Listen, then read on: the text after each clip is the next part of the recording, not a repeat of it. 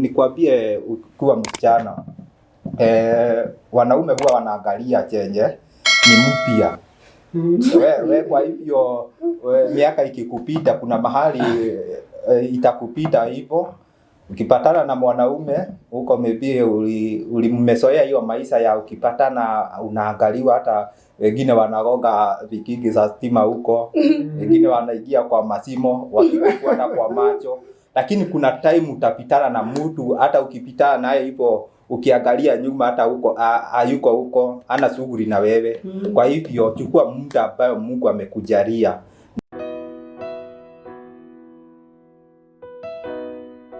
Hello and warm welcome viewers. Once again is the Hope Show, where we say it is a fountain of triumph, show for giving you hope. And we take this chance as the team and the crew hosting this show to welcome so much and to tell you that sit down, relax and enjoy as we continue with this episode. And naamini kwamba you shall be blessed. We don't take it for granted for you guys for gracing this show, that you take your time to watch us. We really are grateful. God bless you so much. And today niko na timu yangu, timu kubwa. Nataka kuwakaribisha, karibuni sana ladies and gentlemen, the only madam in the show. And I start with you as they say, ladies first. Karibu sana, salimia watazamaji wetu as we continue the show. Hamjambo watazamaji, na nimefurahi siku nyingine Mungu ametuwezesha na tukakuwa hapa. Na atuchukuli kwa wepesi nyinyi kwa pale, maana yake nyinyi ndio sisi na sisi ndio nyinyi. Hatungeweza kufanikisha hii show bila pasipokuwa na nyinyi. As we continue to we are also learning through this, and I believe you two are also learning, and we want to give hope to the society. So continue to subscribe. Please tell a friend to tell a friend, because hapa ni kusaidiana. Ukiona show iko sawa, unaambia rafiki yako. Kama uko na issue yenye ungetaka tukiwa address and maybe you have not touched about the issue, kindly just drop it in a comment section. And then endeleeni kubarikiwa, nasi tutazidi kufurahia. Na tunawapenda. Yes. Yeah, thank you Simon, my brother, for this opportunity that you have given me. My name is Gideon, na nashukuru kwa sababu ya kuwa katika show. Nataka kuwakaribisha viewers na kuwashukuru sana kwa sababu you have been part of this show. You have been in front. Make sure you continue subscribing our channel and also liking it and say something, na tutasikia tukiwa encouraged. So thank you very much. Yeah, nashukuru.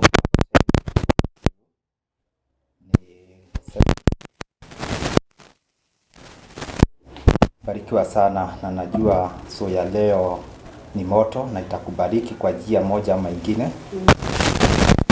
Tukaweze kuendelea. So ni asante kwa kuendelea kufuata channel yetu. Barikiwa sana.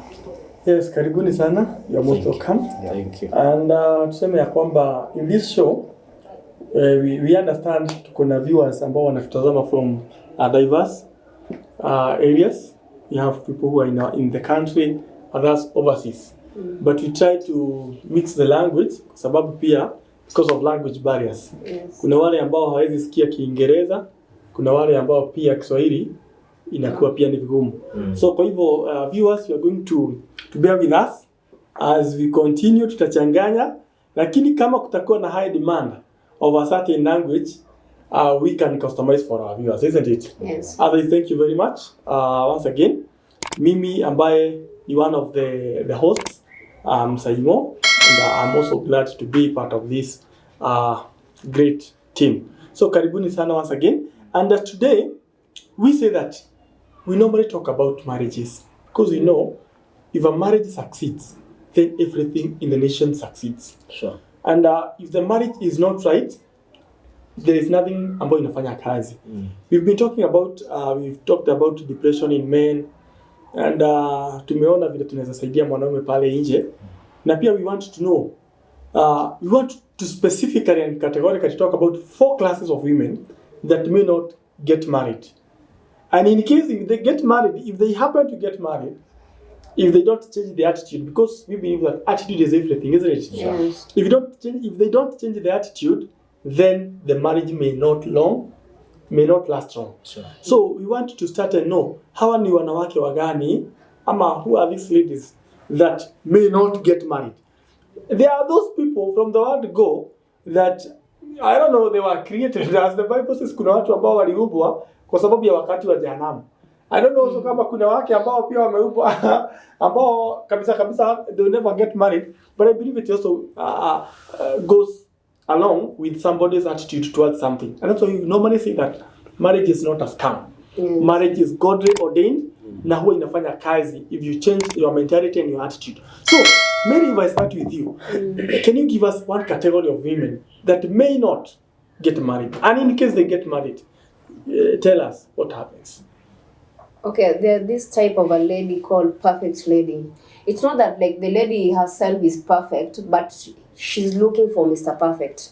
Like you are a full package that there is no error in that person. And I believe that that person, that perfect person doesn't exist in the world. Because each and every person has their own shortcomings.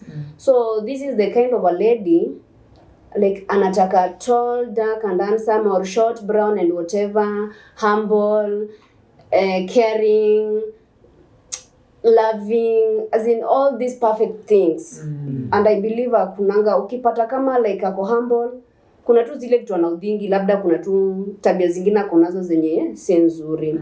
But this perfect lady, when I say perfect, it's the lady that she needs a perfect human being. Hapa tunasemanga labda uchukue udongo umbe wako. So kwa wasichana wenzangu, if you are looking for this Mr. Perfect without any error, and that's why we are saying that you may end up not getting married, because you are looking for Mr. Perfect. So huyu msichana like anabaguna, na kama amekuja anapata kama maybe saa zingine it's a short man, brown or dark or whatever, anauliza unamuokoka, kama yeye hajaokoka achana na yeye. Ama maybe unakuja you are tall, dark and handsome, you are not rich. You see? Anaweka kando. Maybe unakuja ni ile combination ya physical anataka, the six packs and whatever, you are not educated. You see? Mimi nao mwenye amesoma na usiwezika na yeye. See like ujasoma like pase like umefika ndio umesoma tuseme like umefika high school, but maybe yeye anataka mtu wa degree, you see? Ama maybe anataka mtu wa PhD. So maybe unaweza kuwa na all these things alafu yet you are not a PhD person, unatokwa. So utaendelea kuchagua, unachagua mpaka unafika ile sasa age ya 50 years. Ama let's assume you are 40, 45 ama 50. Sasa ndiye anaanza kuambia Mungu tafadhali tuleta yule mwenye utaleta chochote. Yeah, cause ile time yenye wewe bado ulikuwa unavuma, ulikuwa ule msichana wa kupigiwa, mtu anaweza angalia huko nyuma, ulikuwa umeshinda umechagua kila mara. So mimi ningependa kuambia msichana, there is no perfect human being. Even you yourself, you are not perfect. You got your own weaknesses. At least angalia huyu mtu ako na 50% of what I want. Sure. Unaona? Yeah. Can he be the father to my children? Is this the man that I can spend the rest of my life with? Can I handle his weaknesses? Like I said there's a show we say that if you can handle a bit of his, if you can handle his weaknesses, then you are good to go. Each and every person has got weaknesses. So hizo vitu zote kama umepata na maybe amekusa mbili, wewe nenda na yeye. Usianze kuringa uchague huyu, hapo ndio unaenda you may marry the container instead of the content. Okay? Yeah. Wewe utaangalia maybe kikombe unaangalia nje, lakini uangalie ni nini imebeba ndani yake. Unaona? Cause maybe unaweza acha huyu mfupi, wewe utaendea huyu mfupi na maybe akona zile quality unataka. Unajua the quality, yani the character is the most important thing. Anaweza kuwa mrefu lakini is not even the type of a husband anyone would want.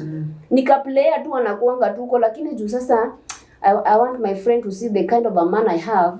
Acha niende na huyu mwenye akona looks. So utapata unaingia kwa hii marriage and you are frustrated. Ama unaingia kwa hii marriage and the even doesn't last in like 2 years, 3 years, hiyo ndio iliharibika. You go to the next thing, the same thing repeat itself. Unaenda up, and that's why siko baya, but unaenda up unapata sasa ndio tuko na hizi single mothers wengi. Yeah. Kuna kitu unaweza ongezea hapo Peter? Yeah, kuna kitu amegusia hapo na ni la maana sana. Na amesema the time uko katika ile hali unajiona na unajichukua, yani kuna mambo unatafuta kwa mwanaume, unasema maybe me the time nitapata huyu ndio nitamkubali. Na ameelezea vizuri sana, hakuna mtu perfect. Kwa hivyo utapata maybe mwenye ama chenye unatafuta kwa ule mtu utakosa. Ukipata mmoja kuna ingine utapata. Kwa hivyo utakuwa tu ukiangalia maybe ni mimi nimekuja kwako, unaona nilikuwa natafuta mtu brown, huyo amekuwa black.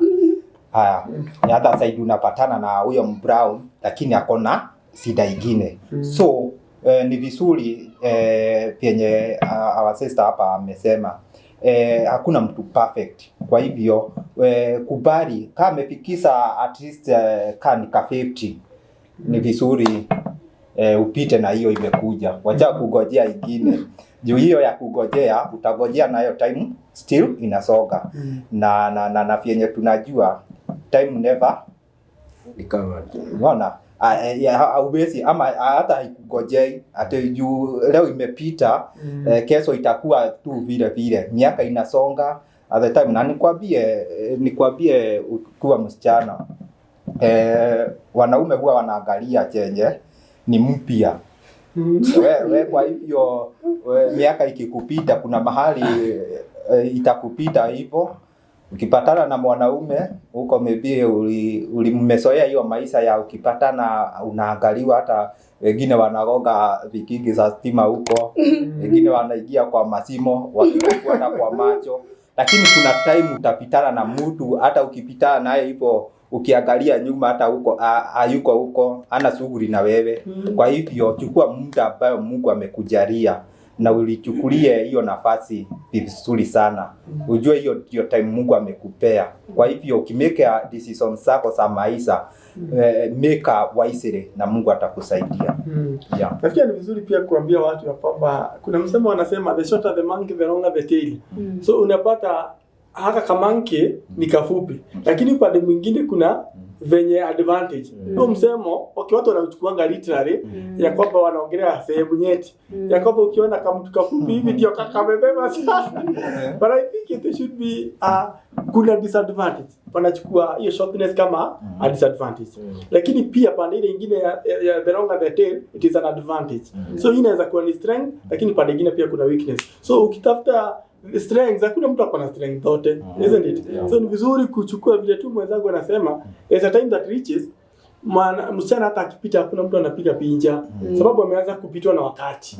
Wale ni kama nganya tu, kuna magari zenye hata ikisimama kwa stage hakuna mtu anaingia, lakini kuna wakati zilikuwa ndio kusema ndio zilikuwa zinavuma So ni vizuri kukubali kuna nganya zingine zenye zinakuja. So take advantage wakati when the time is right. Gidi, can you give us another class of women? Another class of women ama ready ambayo inaweza fanya mwanamke asipate kuolewa mapema ama asipate kuolewa ni huyu mrembo anayejiita a beautiful lady. Na a beautiful lady ni mtu ambaye anajiona ya kwamba he is most beautiful than other people. Ama hata kama maybe Biblia imetuambia ya kwamba God created us in a beautiful, yani we are wonderfully and beautifully made. That's what the Bible says. Na that's the truth.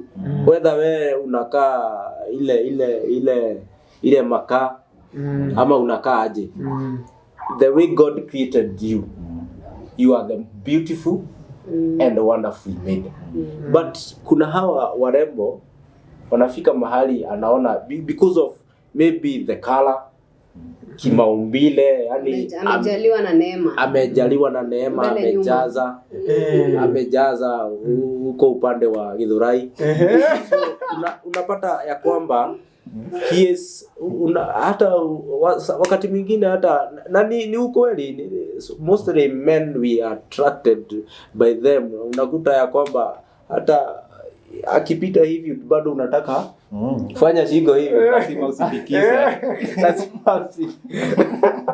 Lazima usidikize.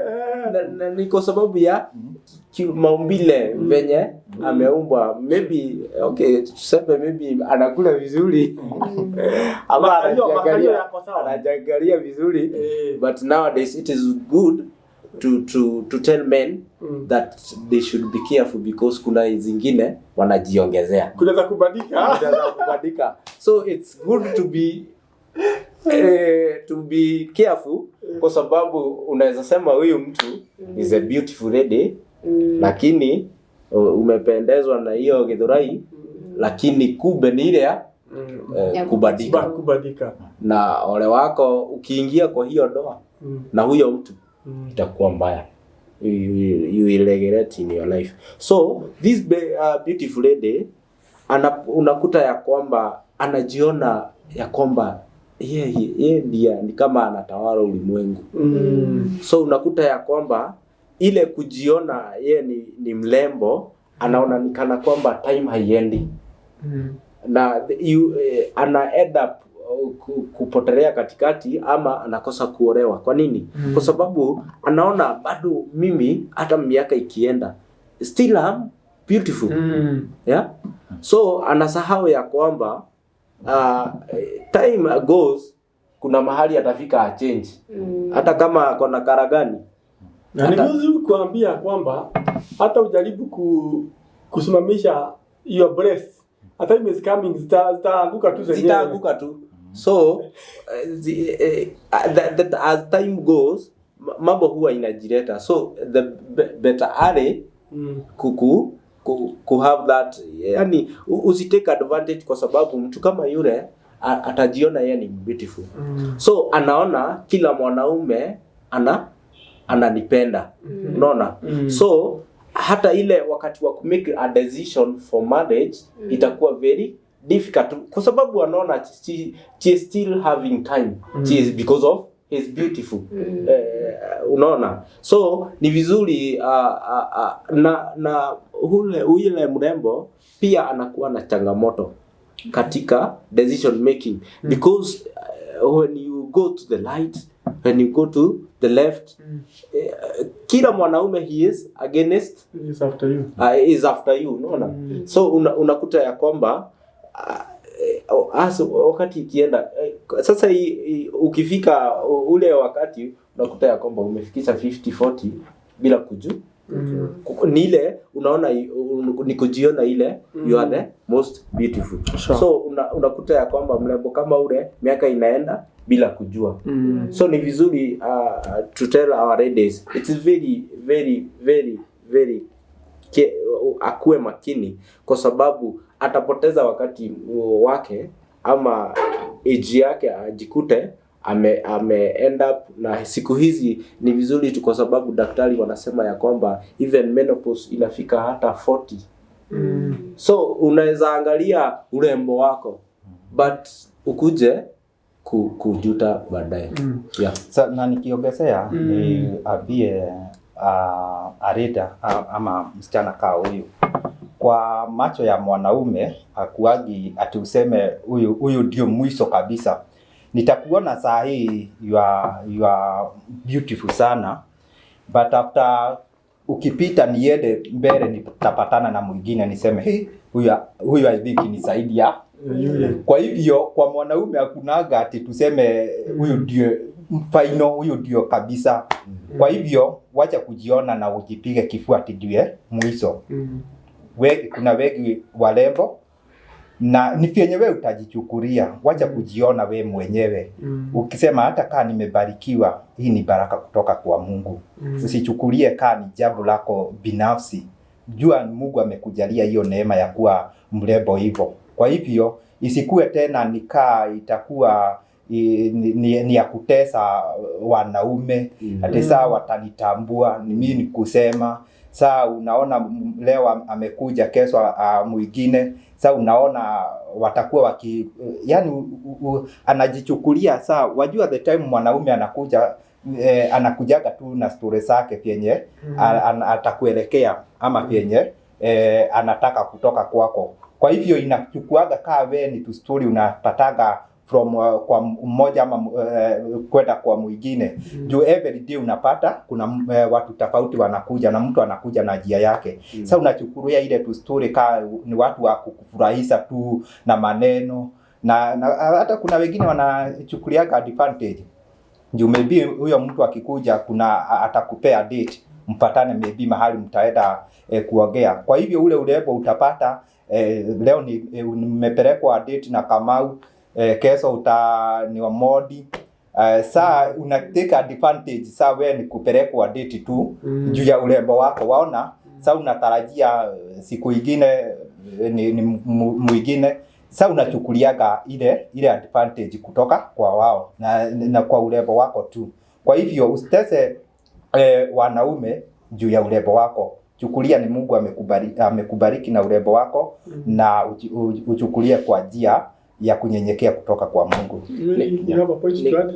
Ningependa kusema akona saa zingine si ni yule ni mrembo ndio wa kutajika, lakini hata si wa kutesa. So but wanapatanga wakona ile alingumu, you don't know kama huyu mtu anakuja with a good intention or bad intention, because ule kuna mwenye tu anataka kwa tuna demo wa kuvuma tembe na watu waone. So I'll advise this lady to have the spirit of discernment, because unajua kila mtu anakutaka hapa ni ile kitu nzuri kila mtu anataka. Tuseme like a building imetengenezwa kwa barabara na ya biashara, kila mtu atakimbilia kufanya biashara. Kuna mwenye atafungua pub, kuna mwenye atafungua church hapo, kuna mwenye atafungua nini, unaona? Juu iko karibu na biashara, yani ni place ya biashara itavuma. So wewe na hiyo urembo yako ukuwe na akili, because kila mtu atataka kupitia hapa, yani asimetumi yule msichana hata mimi nishaipitia hapo. So have the spirit of discernment na ukuwe mtu loyal na ukuwe mtu humble, unaona? Akikuja muangalia amekuja kwa mtazamo upi, na wewe pia kwa akili juu kwenye what kind of a man do I need. Usichukue tu juu akona gari juu uko na mrembo utapita nayo, akona pesa, unasikia? Be someone principled, loyal and have the spirit of discernment, because at the end of the day unaweza pata umeumia na hiyo urembo yako yote. Na nikiongezea hapo niseme wakesetu wasiseme mnaongelea warembo ambao hawajoleki, kwani si mlituoa sio warembo. Tuambie ni warembo sana, na niseme wangu ni mrembo sana na kwa urembo wake alikubali. Nafikiria Peter amejitetea anasija wajua kuna kuwa anaweza enda unikuuliza wewe umeongelea kwani mimi ni wewe gidi ya something. Nilikuwa nataka kusema huyu mrembo kwa sababu ya kujiona ile urembo wake ni vizuri akuwe very careful, kama venye sister lady amesema. Unakuta ya kwamba katika ile harakati most men wenye hawako serious, unajua kuna wengine wanawachezea. Kwa sababu Simon inataka kukutisha niko na mrembo ameweza. So sitakuwa na ile the seriousness, I want to marry that lady. So ninataka kukutisha katika ile hali tena aende maybe nimekutisha. Kesho ataenda achukuliwe na mtu mwingine aende atishe mahali pengine, kama waende Mombasa atishe, unaona? So katika ile hali huyo mrembo atajikuta haja time yake imeisha. Na ni vizuri kama mwanaume pia ni wa advice, kwa sababu unapata ya kwamba especially in the urban areas, huku mtaani wacha vijijini, huku mjini unapata mwanaume ndiye anauza uoga kabisa, especially wale hawajaoa. Anatafuta wale for flirting purposes, anatembea nao huku vile tu na Gideon anasema anauzia wanaume wengine uoga. But in most cases, most of the men ndio akuje kuseto, anaweza kuwa alikuwa na wasichana wanakaaganya, lakini akienda kuseto anaseto na shaka. Do you know why? Because mwanaume kuna kitu anatafutanga mama yake kwa mke. So anatafuta a woman who have got characters either the same of his mother or close to the mother. So kwa hivyo utapata amefrati na hawa wake wote wasichana huku town, but the time anakuja kuseto hata anaweza enda village, aende huko mashinani, na kama sio mashinani atatoa wale wanasemanga ni kienyeji. Unaona mwanaume alikuwa unashanga alikuwa anatembea na wasichana wamevaa tubaika, lakini amechukua mwingine vile anavaa yenyewe ni kienyeji. So ni vizuri wajue ya kwamba in most cases huko wanaume ni hao warembo ni wakuuza nao uoga watu waogope. Lakini when it comes to settling, anatafuta kienyeji ya kusettle naye kwa sababu anataka mtu mwenye pia anaweza lea watu. Because do you know why? Because hata wewe as a man, because I'm talking as a man. Tuseme for example nimeoa mke. Unapata the beautiful ladies ameweka kucha. Hata simu ikianguka hawezi chukua juu vidole ziko hivi. Una get? So itabidi ametafuta mtu wa kuinua. That means nakwambia tu mtu hawezi katakata boga, right? Hata nguo hawezi kuvulia. So kuna a lot of house chores hatafanya. And you as a man, you want a lady mwenye atakuja kuserve chakula, hata kama utakuwa na heso, kuna zile tu mambo basic yenye zamani you want the wife to do. So unajua huyu hataweza kumake it. Hataweza na hizo makucha zake hizo. Hataweza na sijui nini Guinness hatawezana. So you go and look for someone mwenye ndio anaweza jipaka cutex na yake kucha but ziko na limit. So it's good wajue men are very wise out here. So Peter, another lady mwenye kuoleka ni bala. Wacha niongezee kidogo nikienda kwa next. Niseme ama niambie huyu msichana anajichukulia yeye ni mrembo zaidi ya wote. Urembo ni kutoka kwa roho ama ukweli.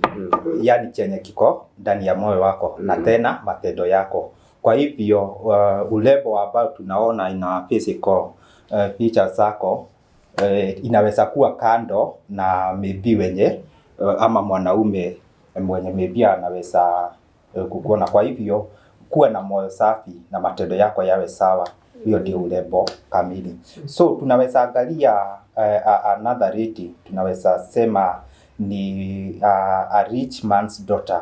Huyu ni msichana maybe amelelewa kwa familia tajiri.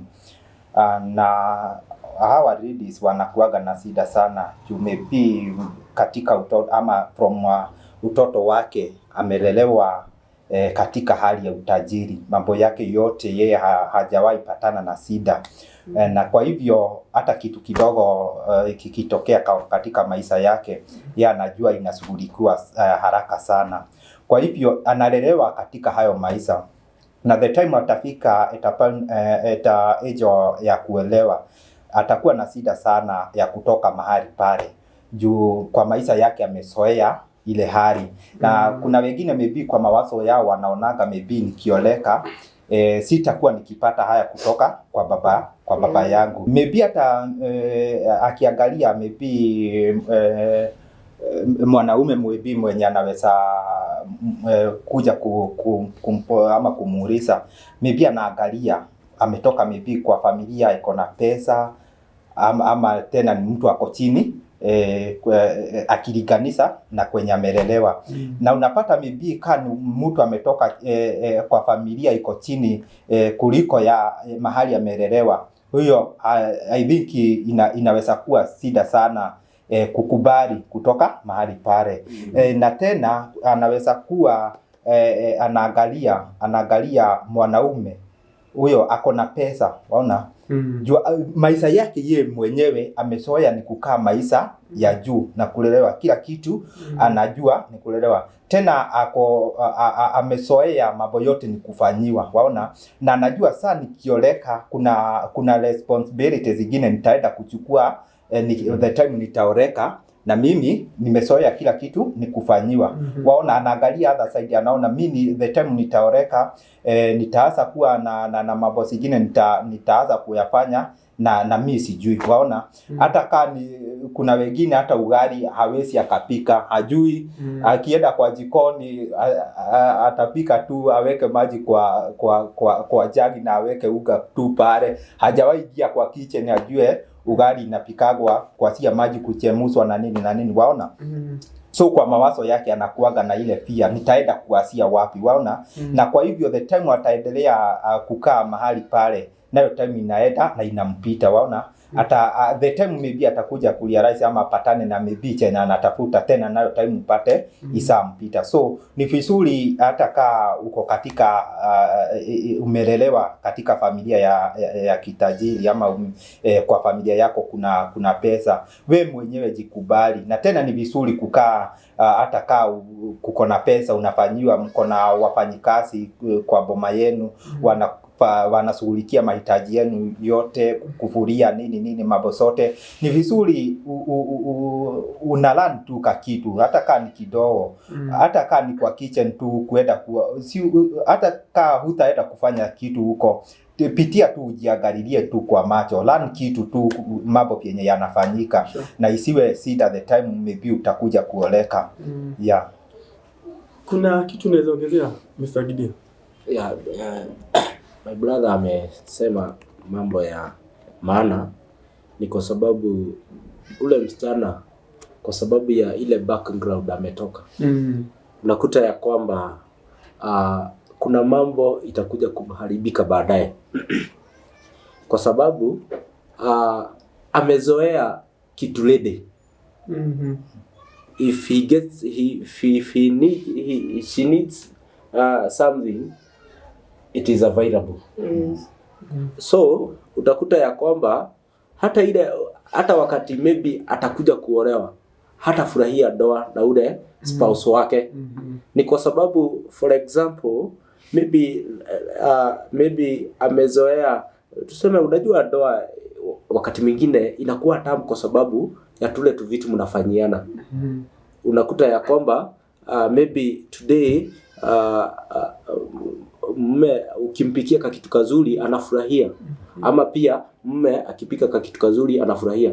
Lakini kwa sababu ameishi katika maisha ya kuwa katika that caring ya baba yake, ama hata ile caring, hata amepewa msichana wa kazi, amepewa mpaka driver na bodyguard. So everything is there for her. So unakuta ya kwamba hata wakati atakutana na mtu akoaje, atakuwa na shida kukubali ule mwanaume. So utakuta ya kwamba hata inafika wakati anasema it's better nikae hivyo, kwa sababu hajazoea ile maisha ya chini. Maybe hata maybe tuseme maybe akutane na mtu kama ametoka background yake. Lakini akikutana na mtu mwenye hawako the same background, atakuwa ndoa yake inaweza kuwa na shida, ama katika maisha yake itakuwa na shida. Na mostly hawa huwa wanaangalia mtu mwenye amekuja. For example, huyo mtu amekuja anataka kukuoa, anakupeleka the time umedate, amekupea date, amekupeleka wapi? Nimekuja umezoea kuenda date mahoteli kubwa. Na mimi ndio sina kitu, nimekupeleka tu hapo tu tukunywe chai na tukule githeri. Wewe githeri maybe unakulaga githeri yenyewe ni chakula poa, lakini hujazoea hiyo maisha. So waona the time mimi nitakuja nikupeleka hapo Karomaido, my brother anasema hiyo sio type yangu, na unaondokea. So kuna huwa wanaangalia mtu ambaye anakuja anasiaga amenipeleka wapi, ako klasi gani, waona anaanza kukupima na tumapokaa hayo. Na ni vizuri tu kusema kwamba huyu msichana ama mwanamke anafaa kuelewa that humility is a virtue. Ajifunze kunyenyekea, because you might end up looking for somebody with a television, lakini uachane na mtu ako na vision. Huyo mwenye umeacha ako na vision, utakuwa unamuwatch kwa television, kwa mwenye ulichukua ako na television kwa TV yake. Huyo mwenye uliacha mwenye hana kitu. So it's good to know. Ni vizuri wakati hata mke pale anachagua mwanaume, look, angalia anaweza nini, what is his vision, what is the future of that guy.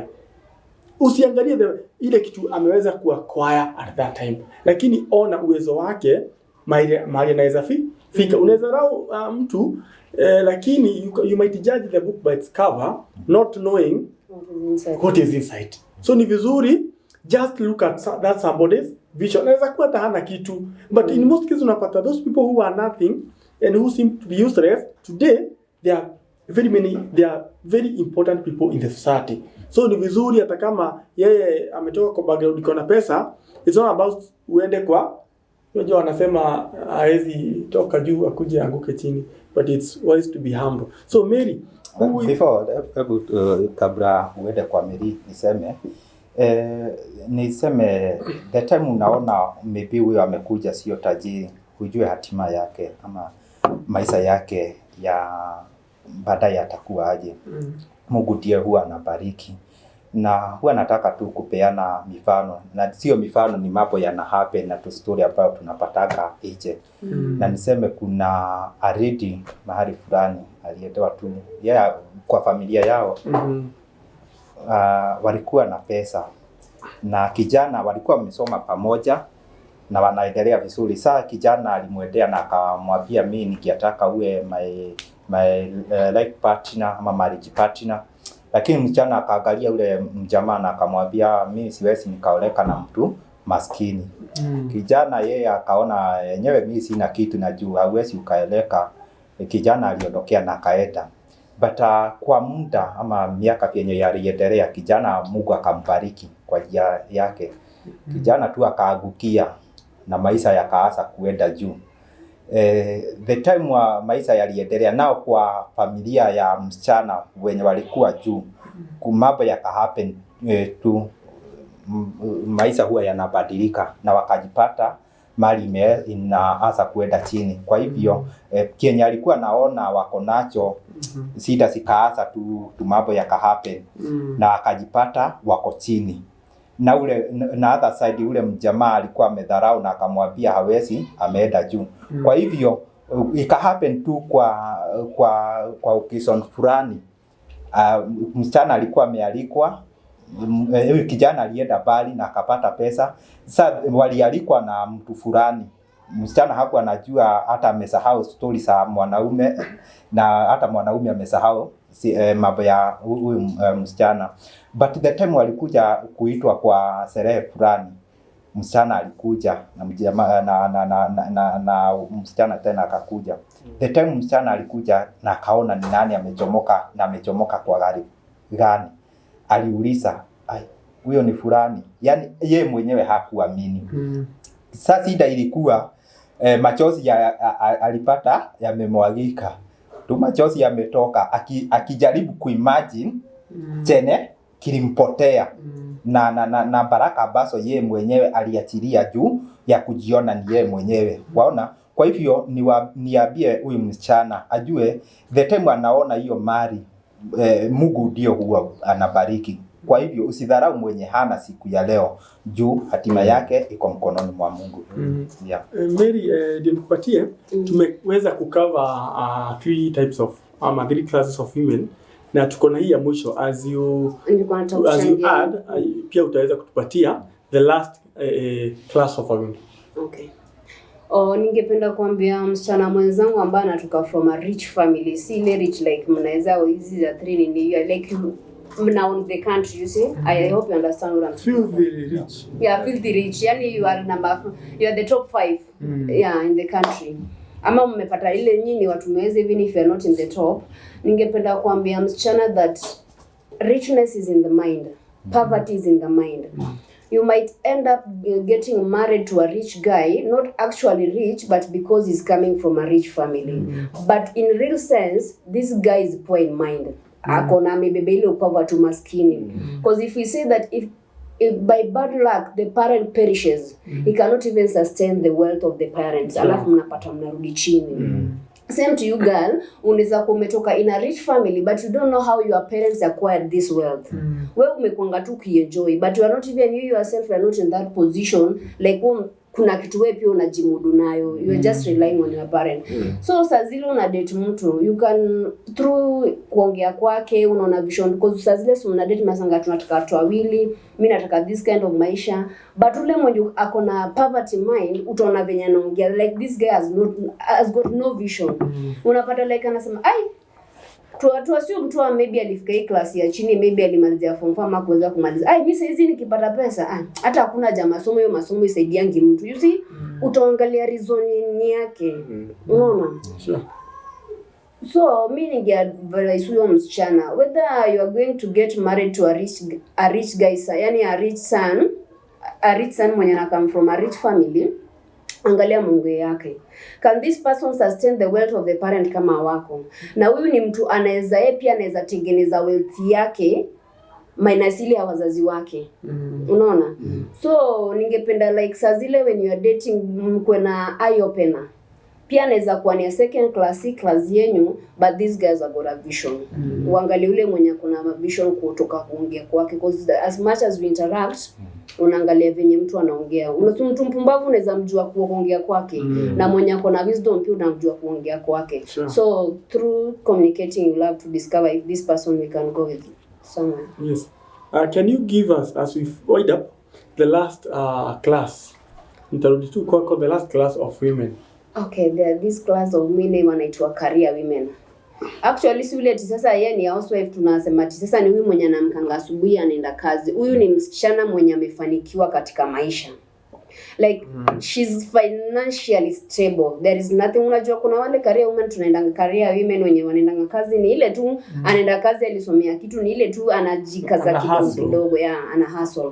But sasa kuna ule career women kama tuseme yeye ndio ma MPs au ndio wame dominate in business, like you see, like anaona easy ma real estate na baada joleka.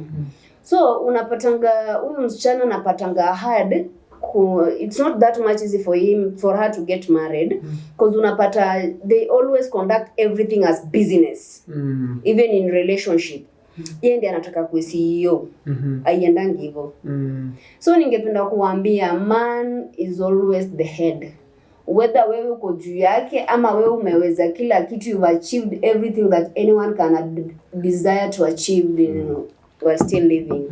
Kumbuka huyu mwanamke hata kama wewe ni CEO huko kazi, and maybe yeye tu ni ule wewe ndio you are the senior to this man, akikuja kule nyumbani bado is the head, is the CEO. Yes. So this lady tend to conduct everything as business, na relationship iendangi hivyo. Yeah. So utapata like akona this masculinity. Unaona pia kuna time mwanamume upenda mwanamke ananyenyekea. Si ile sisi utakaliwa kichwa, but at least try kunyenyekea, you see. Sasa zingine unapata like huyu career women akona pesa kuliko bwana yake, but anataka kuonyeshanga watoto yeye ndiye analipanga school fees. Unaona? So mimi napendanga naweza kuambia career woman mwenye ama maybe mwenye kwa ndoa, but utapata kioleka atakuwa na strain na hii marriage. Cause anataka vitu ziende njia yake, but haiendangi hivyo. Hata kama itataka at times kuna time pia watu hata sisi wenyewe we agree to disagree. But to disagree kwa ile njia yenye ya hekima. Sawa. So usifanye vitu na force yake, unamwambia kuna chenye unamwambia, cause everything kwa hii nyumba I'm the one owning it. Hakuna mwanaume atapenda hivyo. And that's unapatanga ile time na you are getting married, hakuna mwanaume atakubali kuje na zile vitu zako kutoka kule kuleta hapa kwa anza na hizi zake.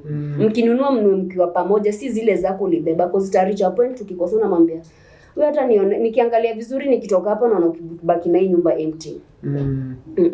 Kwa ningependa kuambia wale watu nyenyekevu, na hata kama wewe ndio unaweza, saa zingine maybe wewe ndio uko na hiyo pesa ya kulipa school fees, at least ambia tu mtoto ndio ambie daddy maybe anakuambia mama tulifukuzwa, mama anataka pesa, ndio ambie daddy ndio ananini. Kwa sababu unajua huyo mtoto pia kuna vinyata atakuwa na lana, hata kama ni msichana ama ni kama let's say ni mwanaume akwe yani agro akijua daddy ndiye anakuanga the head na provide hizi vitu. Lakini ukimwona kumuonyesha like ade mwanamke anafaa kufanya, itafika like abia pia ataanza kusumbua wasichana wa watu. Ndio anasema si mamangu alikuwa anafanya, wewe kwa nini usifanye? Kuna venye wanasemanga train a child the way should go, na si mambo ya church peke yake, hata hapa kwa nyumba. Kuna zile vitu kuona ni vitu mzito, mwambie ndio ukamwambie dadi. Wewe na akili zako timamu na wisdom yako, patia dadi pesa. Aenda kafanye nini?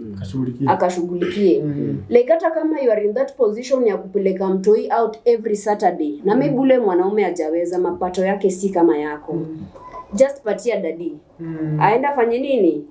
Apeane. Mkienda shopping ni wewe unaweza. Patia dadi pesa alipe. Huyu mtoto mwanaume one, dadi is a provider. Yeah, maybe wewe kwako unaweza uambie dadi sasa nyinyi mmepatiana responsibility, unamwambia wewe juu pesa yako haitoshi, acha mimi nifanye hizi investment kubwa, wewe utakuwa unashughulikia hizi mambo za nyumba ndogo. Wacha mjue nyinyi wawili. But unajaribu kufundisha mtoto dad is the head. Being hata kama ana tumangu huyu mtoto kule. Unaona? Inaonyesha unyenyekevu, na huyu mwanaume pia kuna venye atakuja kuheshimu na kujituma. Unaona? Lakini ukitaka kumonyesha madharau like hata wewe ni mtu msichana, kuna zile vitu like hata mtu msichana unamwambia kuna venye unaweza treat mamake na hivi ndio mtu. Kuna watu wanaweza sema mimi nikigrow I never saw our parent arguing. It's not like their parents were not arguing, but hawako anaargue mbele watoto. Na pia kijana anaona it was my dad who was paying the bills. You see? So atakuwa na hiyo masculinity ya kutaka take care of the house. So ningependa kuambia this career women, however much you succeed in life, ama you feel like you're the boss lady, hakuna kitu unaweza ambiwa. I'm very sure this lady do cry in closet. Wakiomba Mungu wapatie mwanaume. But Mungu pia anasaidianga wale wanajisaidia. Please try unyenyekee. Uko ule mtu wa kunyenyekea, just humble yourself. Hata kama wewe ni CEO uko kazini, tafadhali hiyo CEO yako ibaki hapo kwa mlango. Ukiingia hapa kwa nyumba, cause women you are ordered by God to be submissive. Na kila mwanaume upendanga mtu ananyenyekea. Hakuna mwanaume ashataka mwanamke akwe juu yake. Yeah. Na pia ningeambia men, ukiona huyu maybe is just a boss lady ama career woman, but yule mnyenyekevu, usikuje kumuogopa. First approach the lady na uone anaweza fanya hiki. Tunajua times ni wanaume ndio wanasukumanga na sasa utamuoa ni nini anataka kwa maisha. Hapana. So mimi ningeweza kupenda kuambia wanawake wenzangu wale wenye they are boss ladies, bado hawajaoleka, nyenyekea. Ukipata ule mwenye ako klasi yako anaweza take care of everything, well and good. Ukipata ule mwenye ako chini, yani mapato yake yako chini kiasi ya ilingani na yako, muinuane. Maybe wewe pia unaweza muinua afike mahali, but in all be mnyenyekevu. Hiyo ndio tunaweza sema. Peter, utatuambia nini tukifunga show?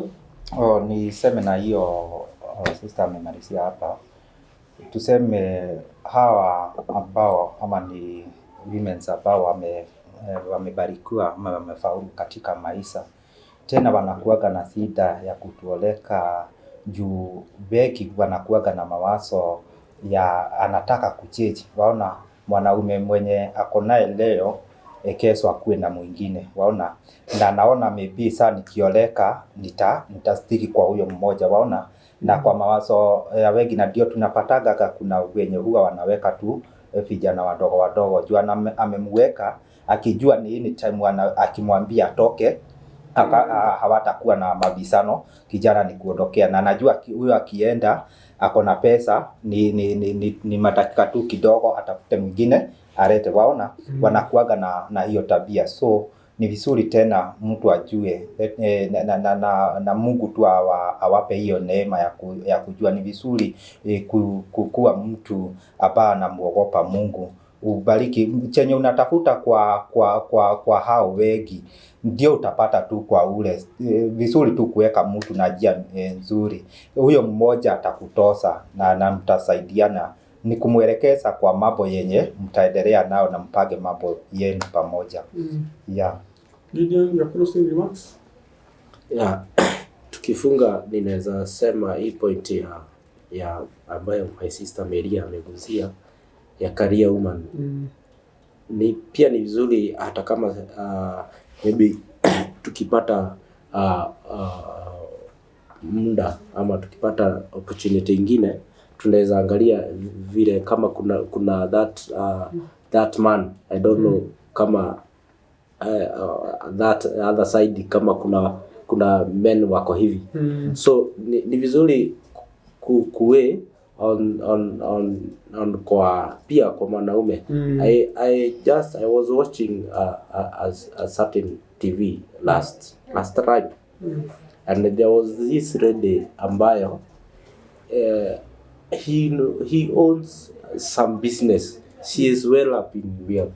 So but unakuta ya kwamba katika ile doa anasema hana amani. Hata kama unakuta ya kwamba he is very humble lady, unakuta ya kwamba he is doing anaficha kama jinsi ambavyo ulikuwa unasema anaficha mume wake. Na unakuta ya kwamba even if hana kazi anaenda na anamfungulia biashara. But instead ya ile kuhambo, unakuta ya kwamba all time ni vurugu katika doa. Yeah, so ni vizuri kuambia pia men. Ni vizuri ukikutana na huyo career lady, maybe ni mtu mnyenyekevu. But so ni vizuri kubea with her na kenye anafanya, kwa sababu kuna wengine wako wazuri, sio wote wabaya ati anajiona ya kwamba because he owns everything, yeye ndiye ako CEO kila mahali, ako na biashara mingi. So si ati wengine unakuta ni wazuri sana, they are good ladies. Unajua, but most wengi ni wale unakuta ya kwamba anataka akue juu ndio aweze kukaria huyu mwanaume. So ni vizuri kujua pia ni vizuri kuambia men's, tafadhali unaweza angukia mtu kama huyo na akue hata mambo mengine hakuaniki huko nje ati you are the one who provide everything. Anakuficha na anakupa ile heshima. So ni vizuri pia men tukue maybe your final remarks. Okay, kwa all those 4 types of people tumeongelelea, ningependa tu kuambia wasichana wenzetu acha tuwe watu nyenyekevu, humbleness, because hata Biblia inasema that God will uplift those who humble themselves. Unaona, ukijiinua sana Mungu atakushusha. Lakini when you humble yourself, usikuwa ile simaanishi sasa ile humble like mtu anakutreat tu kama kamat na pia unyamaze tu. You have to speak at times. Ni ile like huyu mtu anakutreat vizuri but wewe unapatiana the negative sides of you. Acha tuwe nyenyekevu, tuwe watu wenye hekima, na zaidi ya yote tuwe na the spirit of discernment. Kwanza kwa ule the most beautiful lady, mimi ningemuomba kuwa na the spirit of discernment. Kwa msichana the boss lady, try humble yourself. Ule the daughter of of a wealthy man, pia uangalie the visionary man, anaweza kuana kwa sasa lakini atakuwa nayo.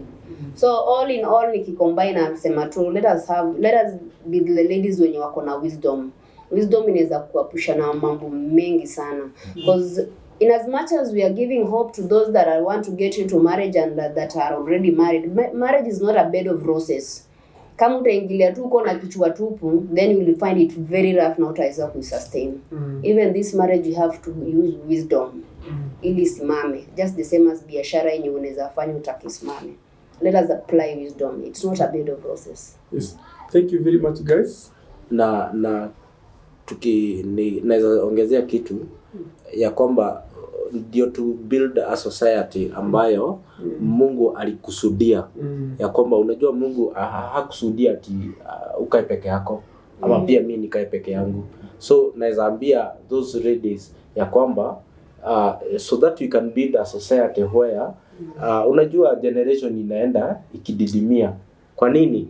Unakuta ya kwamba wewe unataka kukaa peke yako kwa sababu ya mambo ambayo iko katika hali, maybe nakutana na huyu beautiful lady, lakini ninaona katika hii hali badala ya to break pale katikati, it's better I stay alone. So that we can build a society where tuna generation isiende chini. Yeah. So because kiini cha Mungu kushikanisha ya amane na umma ilikuwa waende wazari, si ndio? So ni vizuri kujua the society that we are in now inaenda ikididimia kwa sababu ninataka, and that's why unakuta ya kwamba ladies wenye wako single ni wengi, si ndio? Men hata kama maybe wakati mwingine unakuta nao men sijui kwa nini hawataki kuoa. So what I can advise is very ya kwamba tukue very careful because tunamaliza society yetu. Thank you very much. Asanteni sana. Today nikimaliza ningetaka kugeuka kidogo na nitetee wanawake the 4 classes ambazo tumesema they may not get married. Sometimes it is not their fault. Yes. But at times inakuanga it is the fault of men. Unapata msichana mrembo sana, unashindwa ai, unikimuongelesha ataniambia. Like unapata she akona hiyo haja sana ya kutaka kuoleka. Lakini hakuna mtu anamuuliza, and these cases are there. That she wants to settle down. Lakini hakuna mwanaume anaweza kuja huyu mwenye ni career woman who earns estates and akona fleet of vehicles, akona makampuni zake, wanaume wanakuwa na low self esteem. Huyu mtu nikienda kumuuliza atanibeba aje, like where do I start from? So unapata these women, these 4 classes of women, hata huyo mwenye ni the beautiful one, na tumesema kuna beautiful, kuna career woman, kuna rich man's daughter, na hao wengine. All those classes unapata ya kwamba apart from maybe the perfect one. Perfect one inaweza kuwa ni kupenda kwake kwa sababu she's the one looking for. The perfect one huyo ni kupenda kwake. Huyo ni kupenda kwake. But the other these 3 classes unapata saa zingine they are so much into. Ametoka kwa familia very rich. Very rich. Men we fear how to approach. As a man unashindwa guy. Nitaenda ku approach msichana wa president aje. Ni okay nitaenda like. So men should also up their game. Your fear ya kuogopa kwa sababu msichana mrembo pale tunawaweka wengine, it's our fault that ladies are not getting married. So as men we also need to up our game. Wacha uoga. For information ukienda kuuliza msichana, the only thing anaweza sema ni yes or no. She cannot kill you. Na hakuna mtu anaweza kupeleka kotini because umemuuliza. So men should up their game. Just go confront her. Tell her, approach her, tell her, this is what I feel for you. You might find that huyo mwenye unaona ako juu sana kipesa, kimapenzi yako chini sana. She's just looking for somebody who can love her.